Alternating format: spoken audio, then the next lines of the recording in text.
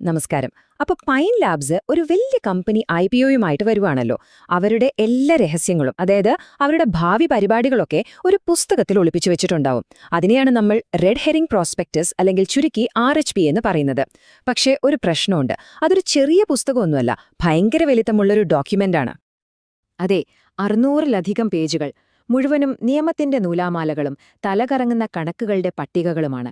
സത്യം പറഞ്ഞാൽ സാധാരണ ഒരാൾക്ക് ഇത് മുഴുവൻ വായിച്ചു തീർക്കാൻ എവിടെയാ സമയം, അല്ലേ? പക്ഷെ പേടിക്കേണ്ട, ഈ വലിയ ഡോക്യുമെന്റ് ശരിക്കും പറഞ്ഞാൽ ഒരു നിധി ഒളിപ്പിച്ചു വെച്ച ഭൂപടം പോലെയാണ്.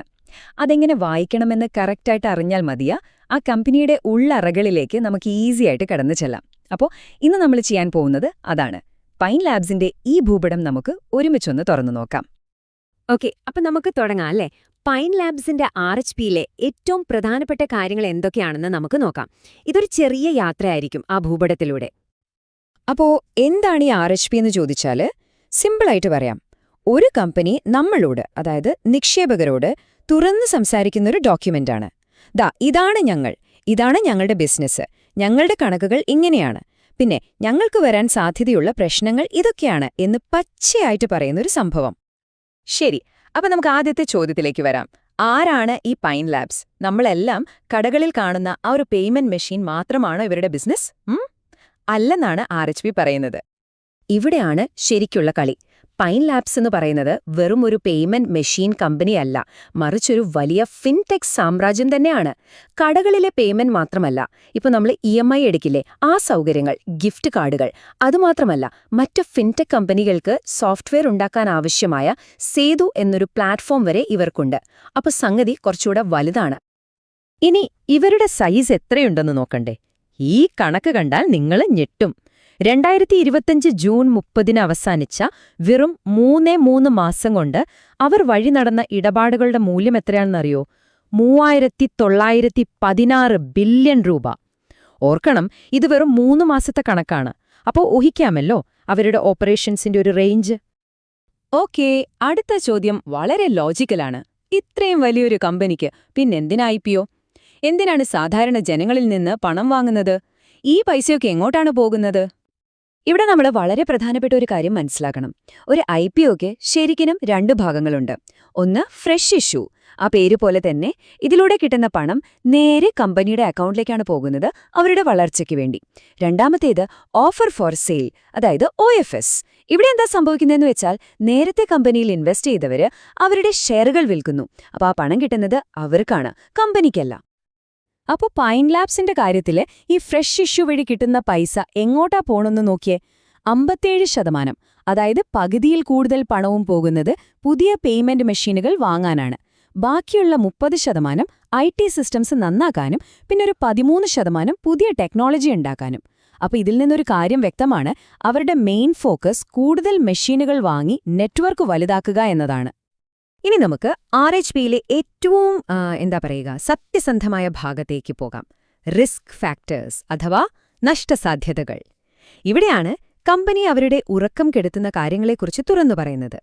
നിയമപ്രകാരം അവർക്ക് വരാൻ സാധ്യതയുള്ള എല്ലാ പ്രശ്നങ്ങളും ഇവിടെ ലിസ്റ്റ് ചെയ്തേ പറ്റൂ. ഇതിനെ നമുക്ക് കമ്പനിയുടെ പേടികളുടെ ഔദ്യോഗിക ലിസ്റ്റ് എന്ന് തന്നെ വിളിക്കാം. ഇവിടെ ഒന്നും ഒഴിച്ചുവെക്കാൻ പറ്റില്ല, കാരണം അത് നിയമവിരുദ്ധമാണ്. ഈ ഒരു വാചകം കേട്ടാൽ മതി ഈ ഭാഗത്തിന്റെ സീരിയസ്നെസ് മനസ്സിലാക്കാൻ. ഇത് ഞാനുണ്ടാക്കി പറയുന്നതല്ല, RHPയിൽ നിന്ന് നേരെ എടുത്തതാണ്. നിങ്ങൾ മുടക്കുന്ന പൈസ മുഴുവൻ നഷ്ടപ്പെടാൻ സാധ്യതയുണ്ടെന്ന് ഉറപ്പുണ്ടെങ്കിൽ മാത്രം ഇതിൽ ഇൻവെസ്റ്റ് ചെയ്താൽ മതി. ഒന്ന് ആലോചിച്ചു നോക്കിക്കേ, കമ്പനി തന്നെ നമ്മളെ ഓർമ്മിപ്പിക്കുകയാണ് സ്റ്റോക്ക് മാർക്കറ്റ് ഒരു ചില്ലറ കളിയല്ലെന്ന്. ആ ഒരു ജനറൽ വാർണിംഗ് മാത്രമല്ല, അവരുടെ ബിസിനസിനെ ബാധിക്കുന്ന ചില പ്രത്യേക റിസ്കുകളും അവർ പറയുന്നുണ്ട്. അതിൽ പ്രധാനപ്പെട്ട ഒന്നാണിത്: കുറച്ചു വലിയ കസ്റ്റമേഴ്സിനെ മാത്രം വരുമാനത്തിനായി ആശ്രയിക്കുന്നത്. അത് എത്രത്തോളമുണ്ടെന്നറിയണോ? ഈ കണക്ക് നോക്കൂ.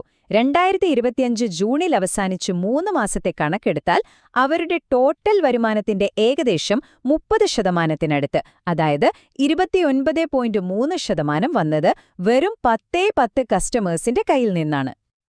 അപ്പോ എന്താ പ്രശ്നം? ഒന്നാലോചിച്ചു നോക്കിയേ. ആ 10 പേരിൽ ഏതെങ്കിലും ഒരു വലിയ കസ്റ്റമർ ഇനി നിങ്ങളുടെ സർവീസ് വേണ്ട എന്ന് പറഞ്ഞാൽ എന്ത് സംഭവിക്കും? കമ്പനിയുടെ വരുമാനത്തിൽ വലിയൊരു ഇടിവ് വരും, അല്ലേ? ഇതിനെയാണ് കസ്റ്റമർ കോൺസെൻട്രേഷൻ റിസ്ക് എന്ന് ടെക്നിക്കലായിട്ട് പറയുന്നത്. ശരി, ഇത്രയും കാര്യങ്ങളൊക്കെ നമ്മൾ മനസ്സിലാക്കി.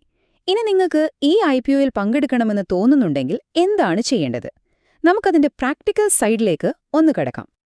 ഈ പ്രോസസ് കണ്ടിട്ട് പേടിക്കേണ്ട, വളരെ സിമ്പിളാണ്. ആദ്യം നിങ്ങൾക്കൊരു ഡിമാറ്റ് അക്കൗണ്ട് വേണം. പിന്നെ ASBA എന്ന് പറയുന്ന ഒരു സിസ്റ്റം വഴി അപ്ലൈ ചെയ്യണം.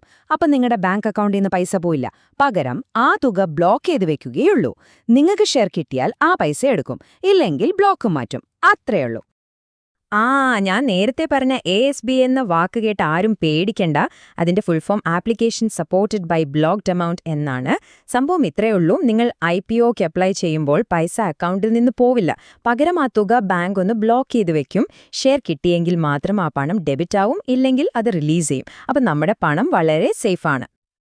അപ്പോ ഈ 600 പേജുള്ള ഭൂപടത്തിലൂടെയുള്ള നമ്മുടെ ഈ ചെറിയ യാത്ര ഇവിടെ അവസാനിക്കുകയാണ്.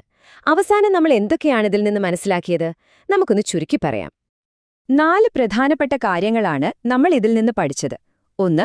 പൈൻ ലാബ്സ് വെറും ഒരു പേയ്മെന്റ് കമ്പനിയല്ല, അതിലും വലുതും സങ്കീർണവുമായ ഒരു ഫിൻടെക് ലോകമാണ്.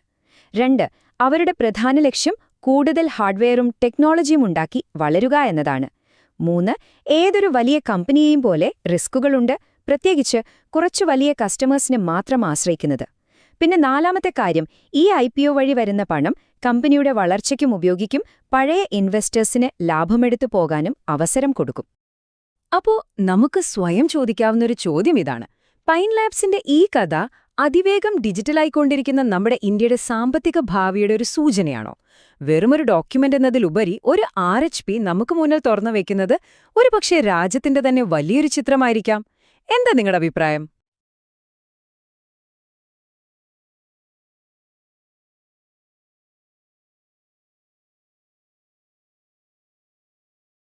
നമസ്കാരം. ഇന്ന് നമ്മൾ പൈൻ ലാബ്സ് എന്ന ഫിൻടെക് ഭീമന്റെ സാമ്പത്തിക ആരോഗ്യത്തിന്റെ ഉള്ളറകളിലേക്കൊന്ന് ഇറങ്ങിച്ചെല്ലാൻ പോവുകയാണ്. അതെ, അവരുടെ ഓഡിറ്റർ റിപ്പോർട്ട് നമുക്കൊന്ന് കീറിമുറിച്ച് പരിശോധിക്കാം, അല്ലേ? അപ്പോ ഇതാണ് ഏറ്റവും വലിയ ചോദ്യം. ഇതിന്റെ ഉത്തരം കണ്ടുപിടിക്കാനുള്ള ഏറ്റവും നല്ലൊരു മാർഗമാണ് ഓഡിറ്റർ റിപ്പോർട്ട്. സത്യം പറഞ്ഞാല് അതൊരു കമ്പനിയുടെ ഫിനാൻഷ്യൽ ഹെൽത്ത് ചെക്കപ്പ് റിപ്പോർട്ട് പോലെയാണ്. ശരി, അപ്പം നമ്മുടെ ഈ ഹെൽത്ത് ചെക്കപ്പിലെ ആദ്യത്തെ സ്റ്റെപ്പിലേക്ക് കടക്കാം. എന്താണ് ഈ ഓഡിറ്റർ റിപ്പോർട്ട് എന്ന് നമുക്ക് സിമ്പിളായിട്ടൊന്ന് മനസ്സിലാക്കാം. വളരെ ലളിതമായി പറഞ്ഞാൽ, നമ്മുടെ ആരോഗ്യം എങ്ങനെയുണ്ടെന്ന് ഒരു ഡോക്ടർ പരിശോധിച്ച് ഒരു അഭിപ്രായം പറയുന്നില്ലേ? അതുപോലെ തന്നെ കമ്പനിയുടെ കണക്കുകളൊക്കെ പരിശോധിച്ച് അഭിപ്രായം പറയാൻ വരുന്ന ഒരു ഇൻഡിപെൻഡന്റ് എക്സ്പേർട്ടാണ് ഓഡിറ്റർ. അപ്പോ ഇവിടെ 2 പേർക്കും 2 റോളുകളാണ്. മാനേജ്മെന്റ് എന്ന് പറയുന്നത് തങ്ങളുടെ സാമ്പത്തിക സ്ഥിതിയെക്കുറിച്ചുള്ള കണക്കുകൾ, അതായത് രോഗവിവരങ്ങൾ ഡോക്ടറോട് പറയുന്ന രോഗിയെപ്പോലെയാണ്. ഓഡിറ്ററുടെ പണിയോ ആ പറഞ്ഞതൊക്കെ ശരിയാണോ എന്ന് പരിശോധിച്ച് ഉറപ്പുവരുത്തുന്ന ഡോക്ടറുടെ റോളാണ് അവർക്ക്. ഓക്കെ, അപ്പം നമുക്ക് നേരെ കാര്യത്തിലേക്ക് വരാം. ഈ റിപ്പോർട്ടിലെ ഏറ്റവും പ്രധാനപ്പെട്ട ഭാഗം, അതായത് ഡോക്ടറുടെ ഫൈനൽ ഡയഗ്നോസിസ് എന്താണെന്ന് നോക്കാം. ഈയൊരു ചോദ്യത്തിന്റെ ഉത്തരത്തിലാണ് എല്ലാവരും ഉറ്റുനോക്കുന്നത്. ഈ ഓഡിറ്റ് റിപ്പോർട്ടിലെ ഏറ്റവും പ്രധാനപ്പെട്ട നിരീക്ഷണം, പൈൻ ലാബ്സിന്റെ സാമ്പത്തിക നിലയെക്കുറിച്ച് ഓഡിറ്റർമാരുടെ അവസാന വാക്ക് എന്തായിരുന്നു? ഇതാണ് ആ മാന്ത്രിക വാചകം. ഇതിന്റെ അർത്ഥം എന്താണെന്ന് വെച്ചാൽ, കമ്പനിക്കൊരു ക്ലീൻ ബിൽ ഓഫ് ഹെൽത്ത് കിട്ടിയെന്ന് പറയാം. അതായത് പൈൻ ലാബ്സ് കൊടുത്ത കണക്കുകളെല്ലാം ശരിയും നിയമപരവുമാണെന്ന് ഓഡിറ്റർമാർ സാക്ഷ്യപ്പെടുത്തുന്നു. ഇത് ഒരു കമ്പനിക്ക് കിട്ടാവുന്ന ഏറ്റവും വലിയൊരു അംഗീകാരമാണ്. കാരണം നിക്ഷേപകർക്കും ബിസിനസ് പങ്കാളികൾക്കുമെല്ലാം കമ്പനിയിലുള്ള വിശ്വാസം കൂട്ടാൻ ഇത് സഹായിക്കും. എന്നാൽ നിൽക്കൂ, കമ്പനിക്ക് ക്ലീൻ റിപ്പോർട്ട് കിട്ടിയെന്ന് കരുതി എല്ലാം പെർഫെക്റ്റ് ആണെന്ന് വിചാരിക്കരുത്. യഥാർത്ഥ കഥ ഒളിഞ്ഞിരിക്കുന്നത് പലപ്പോഴും റിപ്പോർട്ടിലെ ആരും ശ്രദ്ധിക്കാത്ത ചില ചെറിയ കുറിപ്പുകളിലാണ്. അതെ, അപ്പോൾ നമുക്ക് ആ ഫൈൻ പ്രിന്റിലേക്കൊന്ന് ആഴ്ന്നിറങ്ങി നോക്കാം. ഓഡിറ്റർമാർക്ക് അത്ര തൃപ്തി തോന്നാത്ത ചില കാര്യങ്ങൾ എന്തൊക്കെയാണെന്ന് നോക്കാം. അപ്പോ ഓഡിറ്റർമാർ ആദ്യം തന്നെ വിരൽ ചൂണ്ടുന്നത് കമ്പനിയുടെ അക്കൗണ്ടിംഗ് സോഫ്റ്റ്വെയറുകളിലെ ചില പ്രശ്നങ്ങളിലേക്കാണ്. എന്താണ് ഓഡിറ്റ് ട്രെയിൽ എന്നല്ലേ? ഒരു സോഫ്റ്റ്വെയറിൽ ആര്, എപ്പോൾ, എന്ത് മാറ്റം വരുത്തിയെന്ന് രേഖപ്പെടുത്തുന്ന ഒരു ഡിജിറ്റൽ റെക്കോർഡാണത്. ഡേറ്റ സുരക്ഷിതമാക്കാനും തട്ടിപ്പുകൾ തടയാനും ഇത് വളരെ അത്യാവശ്യമാണ്. പക്ഷേ പൈൻ ലാബ്സിന്റെ ചില സോഫ്റ്റ്വെയറുകളിൽ ഈ സൗകര്യം ഓൺ ചെയ്തിട്ടില്ല, അല്ലെങ്കിൽ അതിന്റെ സുരക്ഷയിൽ ചില സംശയങ്ങളുണ്ട്. പോരാത്തതിന് ഒരു സോഫ്റ്റ്വെയറിന്റെ ഡേറ്റ ബാക്കപ്പ് പോലും ദിവസവും എടുക്കുന്നില്ല. ഇതൊക്കെ അത്ര നിസ്സാരമായി കാണേണ്ട കാര്യങ്ങളല്ല. സോഫ്റ്റ്വെയറിന്റെ പ്രശ്നങ്ങളിൽ നിന്ന് നമുക്ക് കുറച്ചുകൂടി ഗൗരവമുള്ള ഒരു സാമ്പത്തിക വിഷയത്തിലേക്ക് വരാം. കമ്പനി സർക്കാരുമായി നിയമയുദ്ധം നടത്തുന്ന ചില വലിയ നികുതി തർക്കങ്ങൾ. ഈ ടേബിളൊന്ന് നോക്കൂ. ഇതിൽ ഏറ്റവും വലുത് ഏകദേശം 428 കോടി രൂപയുടെ ഒരു GST തർക്കമാണ്. ഓർക്കണം, ഈ വർഷം കമ്പനിയുണ്ടാക്കിയ ആകെ ലാഭം ഏകദേശം 43 കോടിയാണ്. അതിന്റെ 10 ഇരട്ടിയിലധികം വരുന്നൊരു തുകയാണ് ഈ കേസിൽ പെട്ടിരിക്കുന്നത്. ഇത് ഭാവിയിൽ കമ്പനിക്ക് വലിയൊരു സാമ്പത്തിക ബാധ്യതയായി മാറിയേക്കാം. ശരി, ഓഡിറ്ററുടെ ആശങ്കകളൊക്കെ നമ്മൾ കണ്ടു. ഇനി കമ്പനിയുടെ യഥാർത്ഥ പ്രകടനം എങ്ങനെയാണെന്ന് നോക്കാം. അതായത് രോഗിയുടെ വൈറ്റൽസ് ഒന്ന് ചെക്ക് ചെയ്യുന്നത് പോലെ.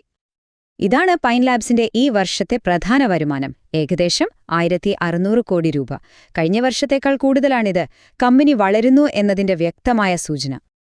പക്ഷേ യഥാർത്ഥ കഥ ഇവിടെയാണ്. കഴിഞ്ഞ വർഷം ഏകദേശം 187 കോടി രൂപ നഷ്ടത്തിലായിരുന്ന ഒരു കമ്പനി ഒറ്റ വർഷം കൊണ്ട് 43 കോടി രൂപയുടെ ലാഭത്തിലേക്ക് വന്നിരിക്കുന്നു. ഇതൊരു ഗംഭീര തിരിച്ചുവരവ് തന്നെയാണ്. നഷ്ടത്തിൽ നിന്ന് ലാഭത്തിലേക്കുള്ള ഈയൊരു കുതിപ്പ് ശരിക്കും കയ്യടി അർഹിക്കുന്നുണ്ട്. ഓക്കേ, അപ്പോ ഈ ഹെൽത്ത് ചെക്കപ്പിൽ നിന്ന് നമ്മൾ എന്തൊക്കെയാണ് പഠിച്ചത്? നമുക്ക് ഈ കണ്ട കാര്യങ്ങളെല്ലാം ഒന്ന് ചുരുക്കി നോക്കാം. അപ്പോ കാര്യങ്ങളുടെ ഒരു ഏകദേശ ചിത്രം കിട്ടിയില്ലേ? പൈൻ ലാബ്സിന് മൊത്തത്തിൽ നല്ലൊരു ഹെൽത്ത് റിപ്പോർട്ടാണ് കിട്ടിയത്. പക്ഷേ ചില കാര്യങ്ങൾ പ്രത്യേകം ശ്രദ്ധിക്കണമെന്ന് ഡോക്ടർ പറഞ്ഞതുപോലെ അവരുടെ അക്കൗണ്ടിംഗ് സിസ്റ്റത്തിലെ ചില പ്രശ്നങ്ങളും വലിയ നികുതി തർക്കവും ഭാവിയിൽ തലവേദനയയക്കാം.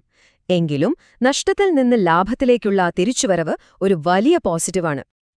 അപ്പോ ഒരു ഓഡിറ്റർ റിപ്പോർട്ട് എന്ന് പറയുന്നത് ജസ്റ്റ് ഒരു പാസ് ഫെയിൽ സർട്ടിഫിക്കറ്റ് അല്ല എന്ന് നിങ്ങൾക്കിപ്പോൾ മനസ്സിലായില്ലേ?